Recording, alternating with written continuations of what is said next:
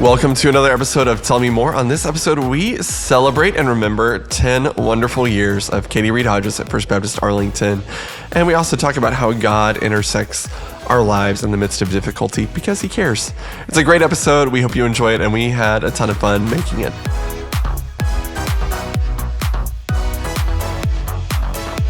All right, welcome back to the studio. It's another week at First Baptist Arlington. We're marching through August. I mean, we're just in the thick of it. Whatever it is. Right, we are. Back to school. UTA is back in session, Yes. which I think just brings and breathes a lot of life back into our church. Yes. We love it. We do. I walked through a lot of times I walk through their campus most mornings, so I walked through UTA's campus this morning. It's incredible. Last week to this week. Oh, isn't it? It's a big change. In the last few weeks, I'm just walking by myself today. It was just kind of fun to watch kids walking around. A couple of them actually had physical maps in their hands. Whoa, throwback. Looking at buildings along with their phones. And I thought, man, this is interesting. I started to stop one of them and say, do you know what that is? For me, it's the drive in to the daycare, because that route, you have to take UTA Boulevard. And UTA and Cooper Street becomes the most dangerous intersection in America. Yes, the first few weeks of school, because you've got, and then all these one ways around the church. I mean, it is, especially. I mean, you got to look both ways. Yeah, and I am kind of serious. Like as a mom, like I had the kids in the minivan today, and I count 3 seconds before I move through an intersection, and I just don't trust anything because it's a very risky endeavor. But I thought, school's back. School's back. Yeah, it was. I mean, I was walking through the part of the campus. It was before 8 o'clock, like 7:45, and I was just shocked at how many are already out trying to find their way. Oh, yeah. And we talking have to each other, pointing at buildings. We have a Sunday morning group staff chat and Teams messaging. In the Sunday morning chat, Ashley Berryhill's like, y'all got to see what's going on in the college ministry. There were like 80. They were out of a room. There were 85 students. Yeah, 85 students. Pretty awesome. Yeah. It's pretty awesome. Yeah. That section they all sit in for us. contemporary worship was Is it just packed. Yeah, it'd have to like be. sardines. Yes. The college ministry brings a lot of life. It really does. You're right. Do you know about anything that, about it? I did. I'm not sure I do now. Do you know anything about college? This is time for anything a about segment. college ministry in general? I don't. Katy, have you ever had anything to do with it? Yeah, I spent 13 years as a college minister. So, I think 6 here. If you haven't watched worship, maybe 12 years. we celebrated you in your 10 years We did. at First Baptist Arlington. It happened. This is our standing ovation. Yes. We can't stand up because we'll mess up the whole thing that Addison just fixed. Yeah, you got to stay close to the mic, and we got to stay. I know. You got to. You got two. You have to not hold. one, but two standing ovations yesterday. Yes. Our church is so gracious. Yes. They're so sweet. They are. Yeah. So I had some favorite moments watching you. Oh, do tell. Because we got some pictures. I watched the contemporary service live, and then I re-listened to the sermon from the 8:30. And so, did you watch the 8:30 presentation? I watched the 8:30 presentation. Different experiences. Very different. So for those of you who have not watched both services, your boys had not woken up yet. And they were safe to say. And that was a 8:30. totally new experience to be on the stage in the 8:30. So they were a little shell-shocked, a little sleepy. They just stood there. But you put the mics in front of their faces, and one said hi. I think it was Sam. Sam said hi. No, Ben. I think it was Ben. Yeah, the one closest to me. And then you went down the line, and Ryan, it got quieter. Ryan also said hi. Yeah. We let Ryan say hi. He shook his No, he head. didn't. Yeah, he played it well. He was as shy as the others. Yeah. And then at the contemporary service, they found their rhythm. They were alive and well. They were alive. It was a great reminder of like 2 parents, 3 kids. Yeah. Because Ben bolted for it. That's because I was distracted with Jack and Sam. Yeah. He made it closer to the orchestra pit than I wanted him to. The pastor was there to intervene. I know. By the end of it, we were all 3 holding a kid. Kind of like baby dedication day. It felt like it. It really did, because we did that same thing on baby dedication day, and you had Sam that day too. I did. I had Sam. Yeah, I will say Ben is not light, and I'm sore today on the left side of my body, and I think I held Ben because it wasn't just that moment on stage. It was a long time. Then we were wrangling them, Yes. and I'm just me and Ben, and he's about 35 pounds, I guess. Cute. And he is cute. He's wonderful. They're all wonderful. They're great kids. They're great. And this is the good thing about that age is like no one expects them to behave well. That's right. No, no one. Give it a few years. No one years. has expectations for what a 2-year-old Exactly. does on and so they're not, Ryan and I aren't embarrassed. It's not like we have to be like, oh man, if we were just better. Brought a lot of joy to Susan's presentation because she was not being funny, but the congregation just kept laughing. I know. So she just kept going. We got a great picture of Jack just picking his nose. I mean, the dude just picking his nose. I And noticed one it. day you're going to replay this podcast for them. Oh, sorry, Jack. Sorry, bud. It's okay. Jack's kind of a gold digger. We're working on it at home. Yeah. He's cute. You know, They're great. Awesome. We're all a work in progress. The kids add a lot of life to our home, to Yes. our people that, you know, it's been it's a gift. So much yeah. fun. Well, thanks, church. That was we felt very celebrated. And Can you believe it's been Yes. 10 years? it's both for me, like both, no way that it's been 10 years. No way I've lived 10 years since I got here. And then the other part is like, we've always been here. This is it. You know, it's felt like more. So it depends on the perspective. Like, haven't Ryan and I just always been kind of married and doing life here? No. No. Turns out. You showed up as a single adult, fresh out of seminary. And, you know, I showed actually up. went to your graduation. Yeah. I remember, okay, if we're going to walk down memory lane, I was already This is the day to walk down memory okay, lane. If so we're gonna- 10 and a half years ago, 10 plus a few months, I was praying that I would, this is my prayer, and I've told people this, Lord, I feel like you've equipped me in this next season to be a college minister at a state school, a college minister at a moderate Baptist church next to a state school. But those jobs probably don't exist, so I'll go wherever you lead. I mean, really, that was it. And so, and I pray that most mornings or throughout the day, especially when I had conversations about calling or whatever. Like, this is what I feel like God, because I had done college ministry in several different settings. Went to a state school, You're worked at a junior, you're an worked at a already junior college. experienced college minister. Yeah, I had done it. I had led in college at Stephen F. Austin, and then went on staff at a state junior college in Levelland at South Plains College, and then I had worked on Baylor's campus. And so We worked together on we Baylor's did. We campus. overlapped by just a semester. I mean, it was just a little bit. Semester. Yeah. Anyway, and so I just wanted to go back to a state school setting. Knew I wanted to do it in a church setting because I had kind of fallen in love with the local church during seminary. Way to go, Truett. That's a great thing. And Dayspring was a very redemptive church for me too. So I was like all eyes on church ministry. Obviously wanted a moderate. What that meant to me is just a place that would have that centrist theology, you know, where I could believe in it and also they could believe in me. And so I wanted that. And I just wanted, and I said, quote unquote, next to a state school because like that's the dream. But I don't know. And I was interviewing all over the South and got pretty far with a lot of other things. Anyway, and then Kurt Grice emailed me. Anna Getz told me about the job. Anna Getz and I went to seminary together. She grew up here. She was here working at Restore Hope at that time and preparing to maybe go overseas. And anyway, life changed for her. But she had said her church was looking for us. So it's kind of on my radar. I think I had sent a resume through CBF, and Kurt just emailed me out of the blue like early May, which is like 10 days before graduation. Anyway, and I had already had an interview with them, or at least sent a questionnaire. So that's a lot of backstory and way too much. At graduation, though, I'm like, okay, I've done my homework. Like, that's Dennis Wiles. He's the pastor of First Baptist Arlington. I need to go introduce myself and like somehow have a miraculous first impression and like win over everybody. But I did. I introduced myself to you and Cindy and just said like, I'm Katy. I've been talking to Kurt about your college ministry job and I just wanted to introduce myself, you know, and I didn't know how serious it was, but I think after that, not after that moment, I don't think that was the thing, but It didn't hurt. but there was a lot of connective tissue between us and between some of my relationships in Waco and ones here.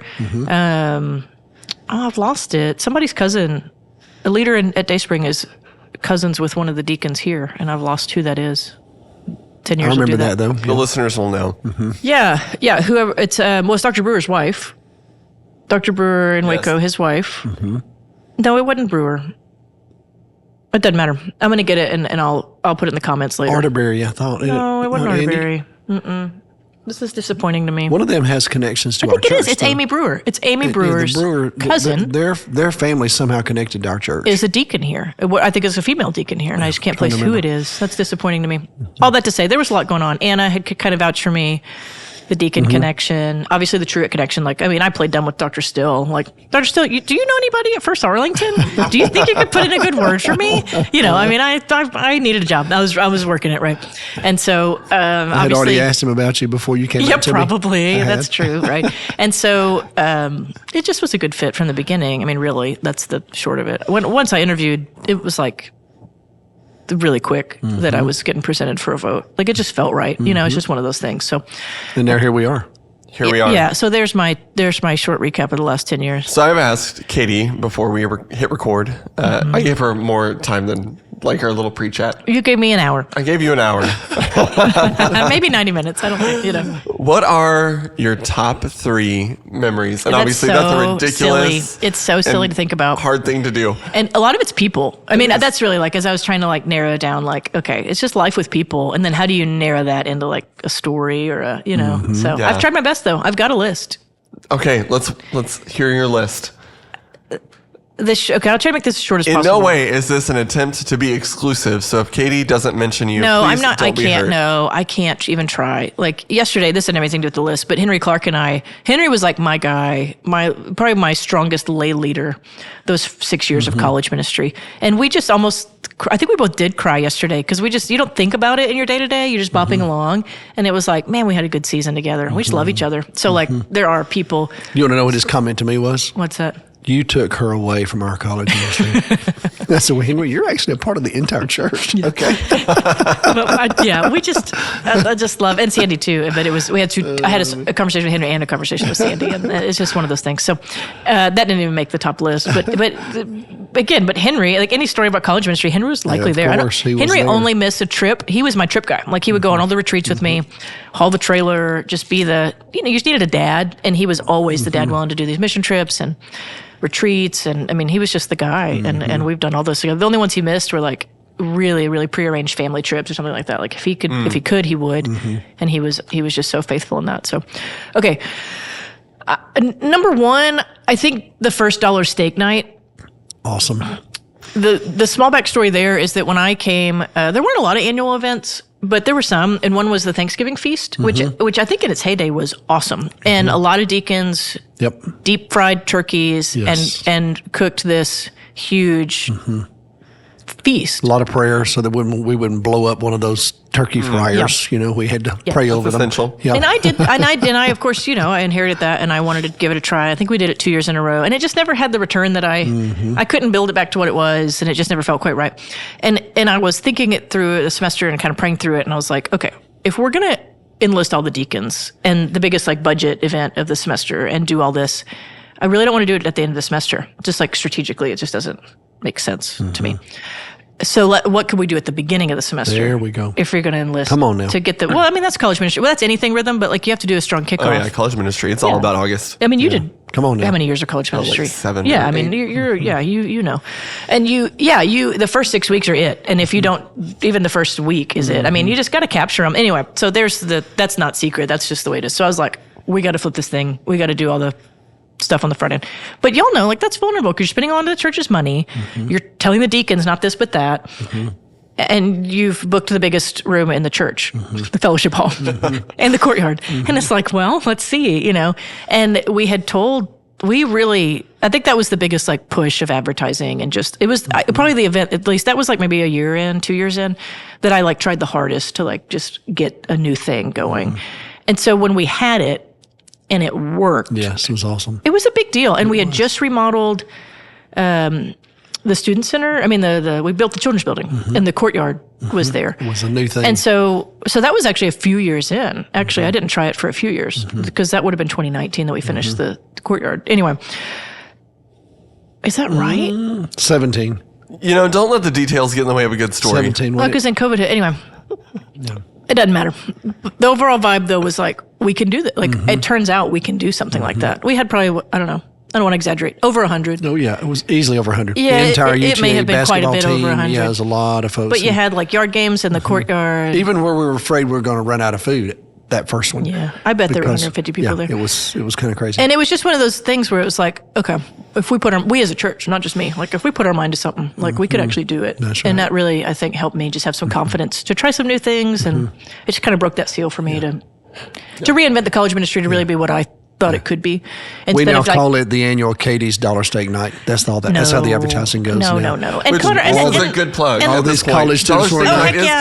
coming. We are sponsored by First Baptist Arlington. Yeah, right. and this is like in general, anything I say, and I mean it. And I've said this to Connor's face, but I mean it. Like anything I set up, any kind of groundwork I made, Connor just Like, if I can even get credit for like tilling the soil, Connor has watered it and just let it grow. I'm so proud of it. I'm so proud of the college ministry right now. I really am. We have big posters of you that are going to be hanging up on Dollar State Night. Well, and y'all know, like, I stole it from some BSM somewhere. Like, I did not make up Dollar Steak Night, but I just adapted it for what would work here. It's okay. And I did, because now, at least when we did it, it had biryani.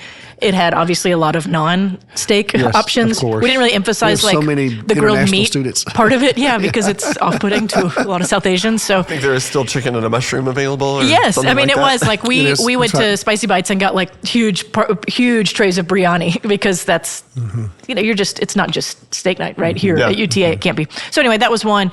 I think the next era was, and it's kind of got that same spirit to it, but all of COVID college ministry was just a racket. I mean, it was just a wild ride. Like, nobody knows what they're doing. College students, turns out, did not handle that part of their life the best. And so there's high emotion, there's bad decisions. I was also in college ministry in that season, and just nationally, college ministry during COVID was a disaster. I mean, this is not part of that, but I did, and I don't think they're listening, but I had several student leaders basically I've never had that much tension where they were mad at me, fighting with me about decisions, in some ways slandering me. And it wasn't, some of them a year and a half later, bought me breakfast and apologized. Because it was just, nobody knew how to handle what they were. Anyway. Well, let's be honest. You and Ryan had an awesome Bible study from your kitchen.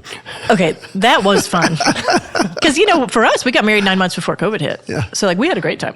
Work was crazy, because he was doing BSM support raising, which is, they had to flip. He does an in-person boot camp for everybody to learn how to support raise. It's 40 people at a time. He had to flip all that and do it online, because it was a week, either a month out. So that was wild. He was doing that in the office while I was breaking church computers, trying to learn how to be a broadcaster. I broke 2 church computers with Mason when he was here. I'd be like, well, how do I do this? Okay. And I'd download these softwares that were way too complex for these old computers I was working on. I broke that one, got another one, broke that one, handed it back to Mason. And I'm like, we got to figure this out. Bought a lot of mics. And I mean, it was whatever I was doing. But yeah, Ryan and I did. We did a Bible study. We didn't want to do it on Zoom, because we didn't want that barrier. Yeah. We wanted to just put it out there. So we did a Facebook Bible study. And a lot of the church started watching it too. Not a lot. Some. A lot of us did. But some didn't know what to do during Bible study. And it was hey, watch the service. I think we're just doing one service. And then you can just zoom into that. Anyway, I learned a lot. Kara Milton was my right-hand person for college ministry during COVID. We reinvented a lot. And Chelsea, another great friend that I could name many memories with, she said during COVID you had to work twice as hard to get half the results. And I just think about that still when I think about how much we were just hustling to just produce the lamest Bible study. You know what I mean? That 12 people came to. Anyway, particularly though the COVID, we had to reinvent everything and figure things out. I think I'm just proud of figuring things out, and the partnership as a church, because we couldn't go, we did the college camp out at a state park and they wouldn't the state wasn't ready to reopen any of those. But I was again, with college ministry, you got to take them away for them to belong. So Gary Steele had offered his property, Gary and Robin, a couple of times, and the time I'd done a leadership retreat out there, but to take everybody, and I was like, Gary, we got to figure this out. So Gary mowed down part of his field. Everybody got their own tent. That's how I justified it to everybody, leaders, parents, myself. Everybody got their own tent. They had to ride with masks in the car. Nobody could sit in the middle seats. I'd car maximums. I mean, all these rules that made us feel better, but I don't know if they really kept anybody safe. But I was trying to do my best. Did what we had to do. But I was trying to be, and I made them wear masks outside at this ranch, but that's what we all kind of agreed to do this well and honor everybody. And we kept doing that a few years, because it was different and unique. And I don't know, it just, the uprooting, y'all know the uprooting that COVID caused was mostly awful and so painful, but some fun things came out of it. And I think that's one of them for me. That's just kind of the silver lining. And it is, again, trying new things, reinventing, always moving forward, but then the partnership with the church, those are just good memories for me. And then there's a lot of weird college pastoral care, but I don't need to get into that. And then the last one that no one's surprised about is just our first year of having the kids. And I just have these forever kind of marks, these mental images in my mind of just the generosity of the church. And this is inappropriate. It's somewhat inappropriate. I think, so I'm going to try to tell it appropriately. But when you have kids, you nurse, And part of that with triplets was a wild ride. And I just have a mental image of like Robin Steele walking in to help me one morning. Like she was going to get to the house at 8 or 9. And she just walked in on me in the most vulnerable, bottom of the barrel pit situation. And I was like, I would have never imagined letting a church member see me like this. You know, because Robin and I aren't best friends. We're closer now. I would recommend anyone being best friends with Robin Steele. She's a gem. But like, and I was like happy to see her, but I was just like, and it's not like I was in the bottom of the pit of despair. It was just vulnerable and raw and like the most honest like version of myself. And I remember thinking like, I would never sign up for this. Like I would never, like life has humbled me to the point of like, just come in and help me. I just need your help, you know? And I just always will remember that. Because of course, Robin, she's a nurse. She doesn't care. She's not flushed by this. She's just happy to serve. And Robin would come and put, she just listened to like probably this podcast, audiobooks. I mean, she just would put her earbuds in and just kind of hum around the house and hold a kid or two. And she just, I mean, that's our church, right? Like no pretense, no buttoned up Sunday morning. We have that, but just that raw, like it's real people. It's real people that just want to love each other at the end of the day. And I think you have to be willing to be known, to be loved. And I think that's part of the last 3 years of us is like, y'all got to know our real life because we need you. Like come over to my messy house, my messy, tiny house that's just strewn about. I mean, y'all the Larkspur came. I mean, house? No, we were on Juanita. I mean, I'm sorry, we're Juanita. 3 blocks I'm sorry, south of Juanita. But yeah, pretty much the Larkspur house. neighborhood. The Larkspur house is bigger than ours. Yeah, But I mean, y'all Juanita came house. like Luke. Yeah, we dropped off food and held Luke made babies. us so much food, and you offered to walk the dogs, and they wouldn't have it. And I made you hold a baby. I mean, I remember that. Dr. Wiles, you were like one of the first to hold them. You remember 5-pound Sam? Because you handed him back. Yeah, I told her, I said, we need to take this child back to the hospital right now. When Sam came He is home from not the fully NICU, baked. he was 5 pounds. After 6 weeks in the NICU, he was 5 pounds. Yes. And I handed him Dr. Wiles, and Dr. Wiles said, not yet. Nope. Yeah, we need to take him back. And yeah, it was kind of, I mean, it kind of freaked me out. That's why I told Cindy, I said, this baby's too little to be at home. This baby needs to be back in the hospital. I thought the same thing. You can't have a Do not child send this me home. small Yeah. that fits in a shoebox in your home, just your regular home. And he still looked a little preemie. He did. You know, like his He features did. weren't as pronounced, and he's great now. But yeah, that I held him whole- yesterday. Yeah, totally different, Yeah, I right? held You're him not worried at yesterday. all. He's a little still pretty different. light, He's a little but- different. But he's he's pretty resilient, dude. Yeah, just that. I mean, really, the shift from a little more. Even when we were college minister, when I was college, you know, your husband's with you. So when we were college ministers, we would open our house all the time, but it was always pretty planned. Or maybe a college student would knock on the door. That happened plenty because we did live pretty close to campus. But even that's like one person, and you know. But to basically like leave our front Revolving door. It was, and it still is. It still is. We've carried the beauty of that because I work a lot of evenings, but even when I don't, they're there. Like they just got attached, and we have these surrogate moms and grandmas and people who really don't go to church but do get to rub up against us, which is very satisfying for us. And the kids are the binder those for all children. that. So as much as I didn't want to have triplets, I mean, I really didn't. Y'all walked through that, I think, with me. Our life wouldn't be like this if we didn't. And we've just been humbled and learned a lot. So It's funny how you learned a lot about pastoral care on the receiving end, yes, I hated it. whether you wanted to or not. But you do. I learned a lot. I always say I learned a lot about not just accepting help, but asking for it. Both are hard. One is harder.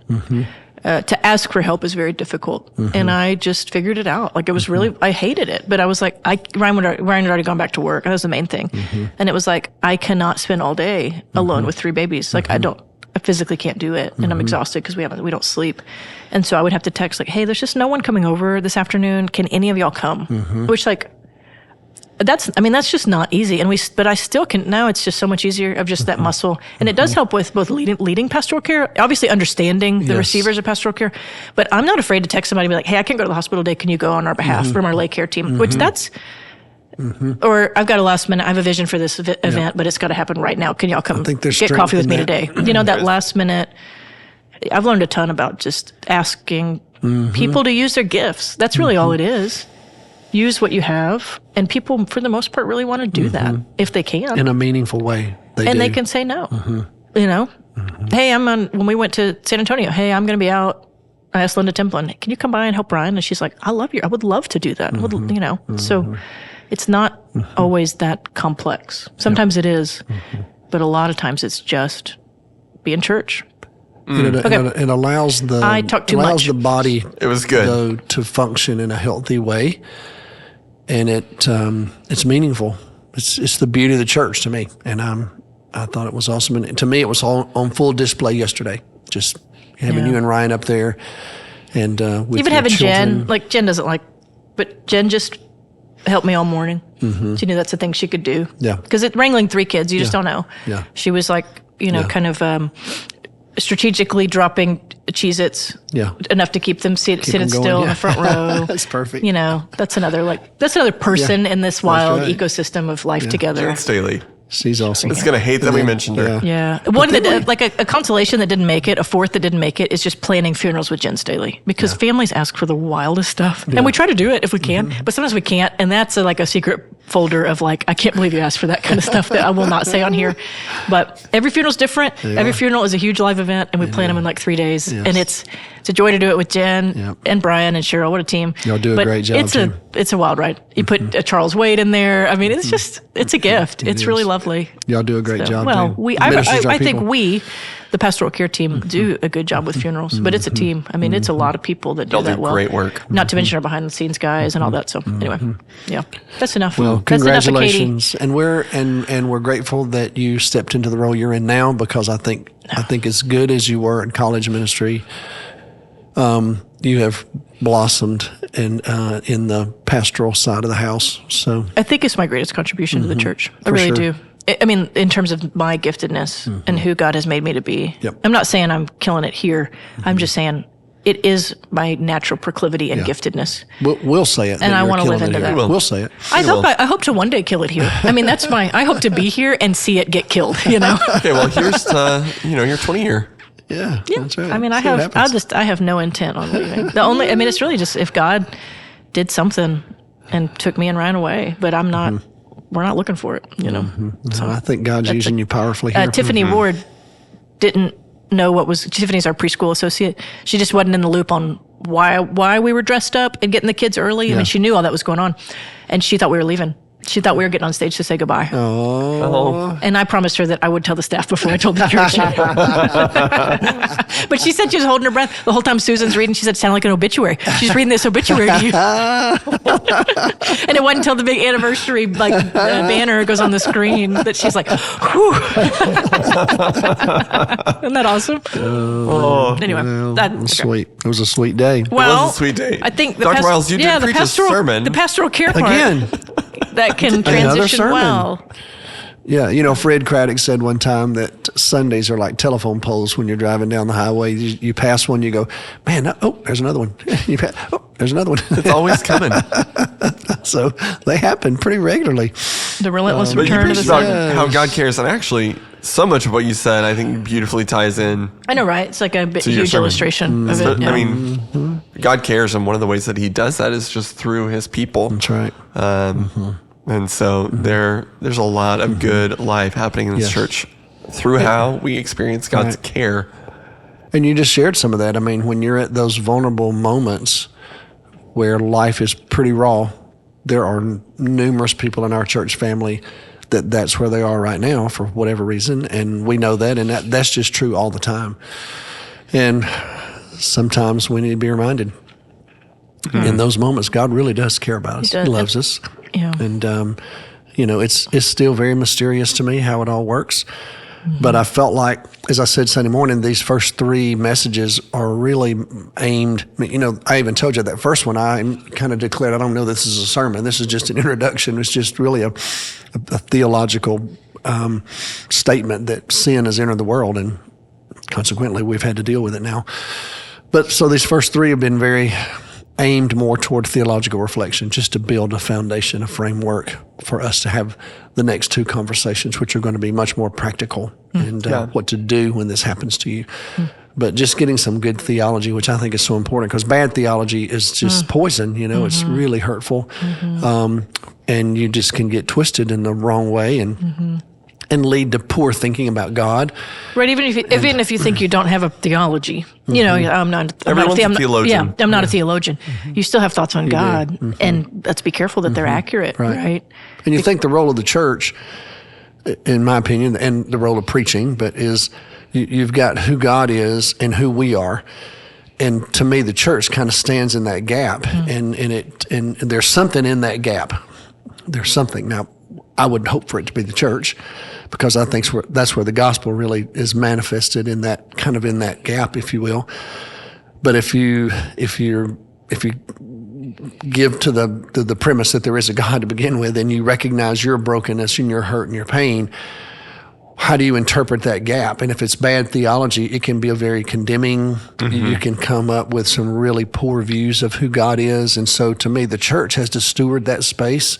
That's kind of where the gospeling takes place. And so that's kind of what we've been trying to do in this particular conversation, to stand in that space and let's just talk about God. Before we get to you, I mean, obviously, you're hurting, we get it, and I'm trying to acknowledge that. But before we get there, let's remind ourselves who this God is. Right there. Yeah, right. Let's do that, and then we'll get to you. And so that'll be the next 2 weeks. So it's good. But that's just kind of the view that I have anyway of the role of the church, the role of preaching and teaching, is you're kind of standing in this, you're stewarding a space that's incredibly valuable that everybody has, and it gets stewarded somehow.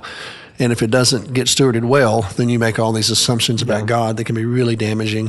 I think I've said before, like, the world is a formation machine on here. But, if you're thinking about people in our church, what are some things they can do to work towards good theology? How do they protect themselves against bad theology?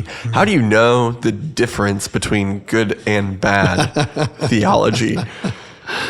Well, I'm a biblical person, and so I just think that you need to stay tied to God's revelation of Himself.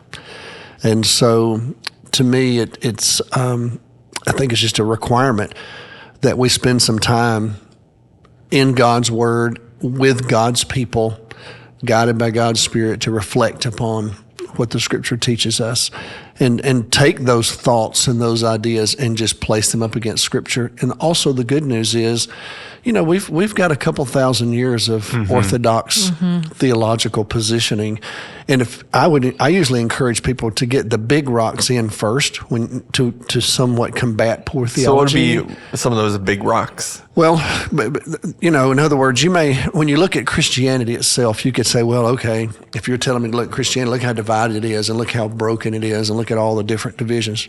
I would give you that.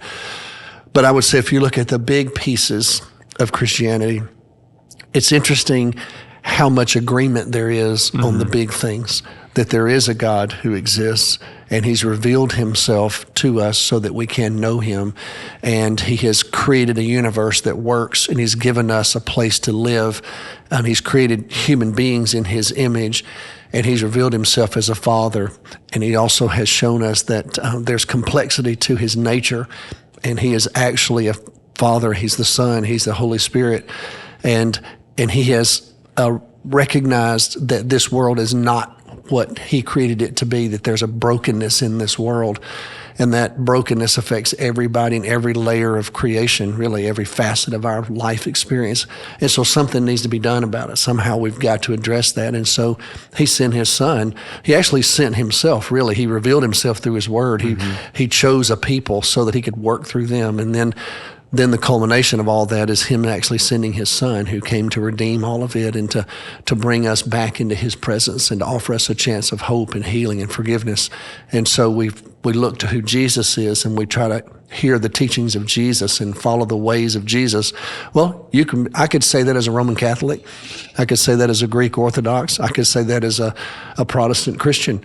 Well, those are the three largest branches of Christianity, would all agree of the very things I just said, would all agree on those things. Those are big rocks that we can put in to a theological system that allows me the opportunity to take my situation and pull it back just a little bit and get these big rocks in first.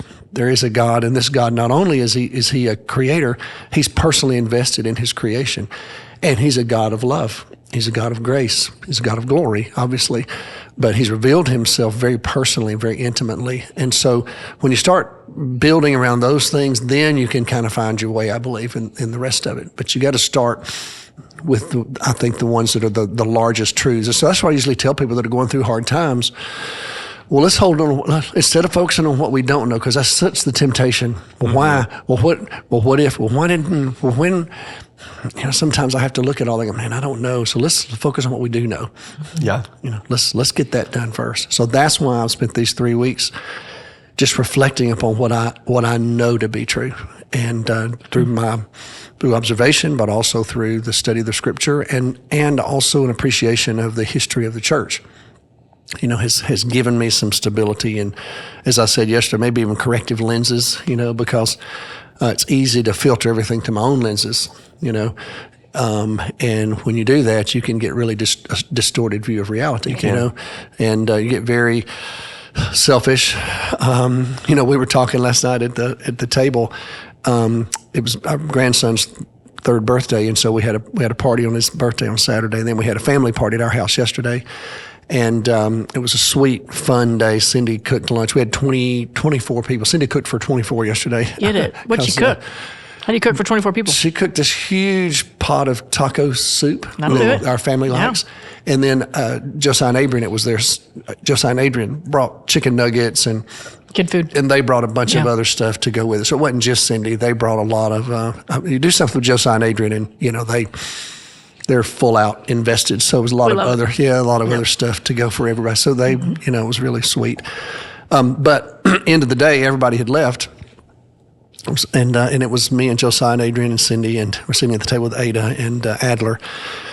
And there was a certain character in one of the, Gideon, he loves Toy Story and a couple of these other shows. Some of them I'm not as familiar with. But there was one of the little presents that he got, and somehow or another it was, he believed that this guy was a bad guy. And it came from Toy Story. And it's the old Stinky Pete, the prospector. Oh, yeah. So we kind of got to talking about him at the table. And then Josiah said, well, Gideon, he realized that a bad guy, remember, do you remember what was wrong with him? And then Gideon said, he's 3. Well, 3, right? Yeah, he was 3 yesterday. Mm-hmm. He said, he just thinks of himself. And so we said, that's right. And so Josiah said, he's selfish. And then I think it was Adler said, what's a shellfish? So we ended up having this conversation on that's awesome. the difference between being selfish and being a shellfish. Turns out those are 2 different things. Toddler table talk. Right. But it gave us a chance to talk about how easy it is for everybody to be selfish, and it's fascinating to me that you can have a conversation with a 3-year-old and a 4-year-old, and it may be one of the most profound. Turns out we're all prospector. It may be one of those most profound theological conversations you can have at the table, because we're all looking at each other, going, "Well, that can't happen." Well, when that's your posture, and that's your only posture, well, it's going to distort your view of reality, because you always start there rather than starting with these larger truths that help inform your particular situation, so that maybe the posture can become more of a gesture and not a posture, And it's much healthier, I believe, in those broken moments for us to acknowledge things and view them as more gestures than allowing them to turn into postures, because it's okay to be sad. It's okay to be selfish sometimes. I get it. And I know that may sound theologically incorrect, but I'm just saying. You do have to understand it. You have to take care of your body. You do. Sometimes it just is what it is. In those gestures that we have in those moments, it's okay to question God. It's okay to be angry. It's okay to lament. There's a whole book in the Bible called Lamentations.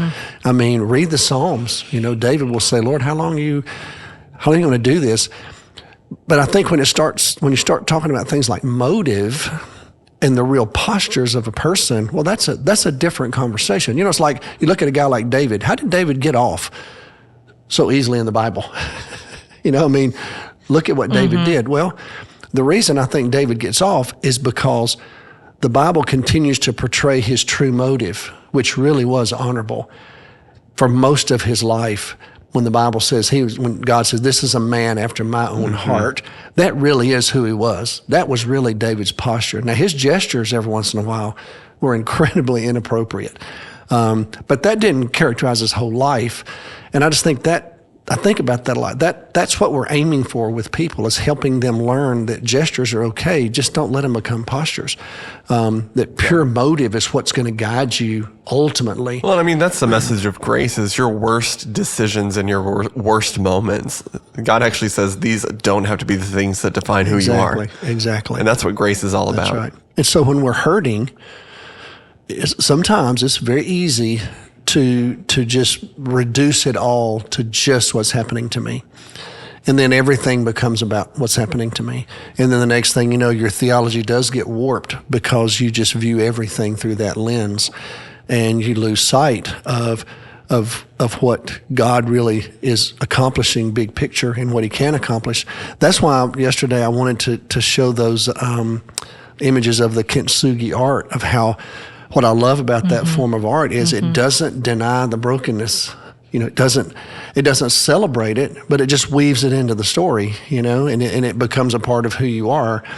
And I think it creates a more holistic, beautiful presentation, because very few of us are picture perfect porcelain. I just think that Name somebody. I mean, that's just not, no. I mean, that's for display purposes only, That's really not who we are. And so, a more realistic picture is a broken platter that's been repaired. And I love how they do it. They do it with gold or silver. In other words, just they take the most precious metal there is and use that lacquer. I mean, I've watched it some. And that becomes the real presentation. And then the actual piece of pottery is stronger than it was before you broke it, And so when we were trying to name this movement that we're all a part of, the original name for it was the Congregational Mission Society, which I think is very gripping. Don't y'all think? It's very, very, I mean... It's a bit dated, it casts a lot of... Also, it's the same acronym as CMS, which is the Church of England's Mission Society, which is the Church Mission Society. So there's some issues. There's a lot of things going on there. But I wrote an incredible white paper arguing for that. So I would just like for y'all to know, somewhere in the annals of the history of this thing. Here it is. You heard it here. I made an argument 5-year-old for title. It's congregational, it's mission, it's a society. We are thankful for the good work of people like John Upton. Just because it's right doesn't mean it's best. That's right. So the team gets together and they decided to hire somebody and just say, okay, what is it we're really trying to accomplish? And so I said, well, it's actually like a global mission nexus. I came up with all kinds of really great titles for Boss, this we thing. do not doubt that you can come up with a great name for something. So anyway, so John is the one who brought back God's gem, Gold's gem. Ascent. Case in point. Yes. So we read through the Psalms of Ascent, and we talked about those. We talked about how at the ascension of Christ, these angels appeared and said, why are you standing here gazing into heaven? There's work to be done. Yeah. And then the whole book of Acts unfolds. So the whole imagery of ascension, or the ascending to the holy city, kind of all fits in. And then we said, well, okay, all right, I like that, but we need a logo. What do we do?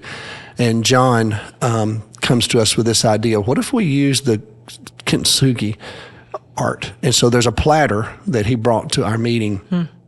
And so he said, look, we've all come from brokenness.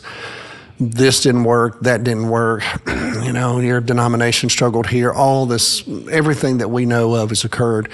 Rather than ignoring that, what if we just weave that into our story and say, well, actually, it's like this. God has brought something together in a very beautiful way that we could have never come up with on our own. And let's just acknowledge it and explore the beauty of that and seek the resiliency of that moving into the future. And so our little logo for Ascent is a broken platter that's been repaired by the hand of a master craftsman. So John has that plate is somewhere that sometimes we bring into our meetings just to remind us of what God's done. And so that's a great image to me, and it's a reminder to me about how much God cares for us. That's why I used it yesterday, because, yesterday to me was a lot of theology, but I wanted to get a little bit of practical there at the end of, okay, look, this is what God can do. Let him, and it's one of the ways to me that he shows his concern and his love for us. And I think I look at my own life, and I would say in my life, I can think back on times of brokenness and pain, but I've seen God repair, restore, and redeem, and there's no need to act like it didn't happen, because it really did happen. It did. And we heard some of that today from Katy. I mean, why go ahead and celebrate the beauty of having triplets. That's a miracle. There's no doubt about that. These three precious boys, you look at them yesterday and you think, my goodness. Look at the, when the Bible talks about your children being like arrows that you shoot out into the future. Well, think about, you and Ryan just started out, just you and Ryan, and now you've got three little boys that are each one going to make some kind of mark in the world. And they have a unique connection with each other that a lot of children don't have, obviously. These are womb mates, okay? Yep. So I don't really understand all of that and what that does to people because I didn't experience it. But I do know there's something to it. Yep. Scientifically, there just is. I don't care if they're fraternal. It doesn't matter. It matters. And they currently spend 100% of their time together. But think about 50 years from now. What?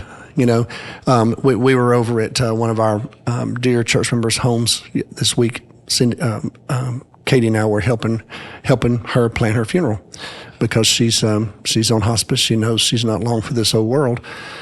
And in front of her, where her little hospital bed is in her home, they've made her a little wall, and it's got all of her family. There are 20 of them that are in her family now.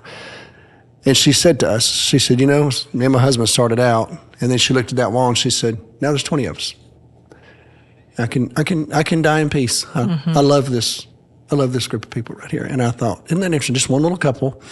Now there's 20 people that are going to, who knows how many. And I was thinking about that, y'all, yesterday with you all. What a miracle. But the reality is, what you just shared is really hard. It was difficult. There were days when I didn't know what to do. People came in my rawest moments. I mean, why ignore all that? Why act like none of that? This isn't magic. These kids don't float in here.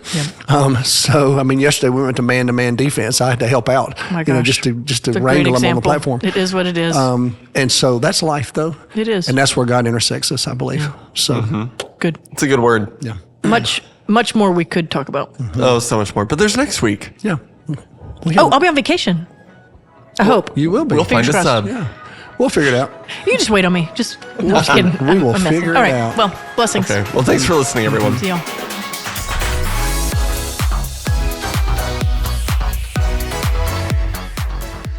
Thanks for listening to the Tell Me More podcast today. You can subscribe to this podcast on your app of choice, or you can visit us at fbca.org to find out more information about the podcast and our church. Thanks for listening. Have a good day.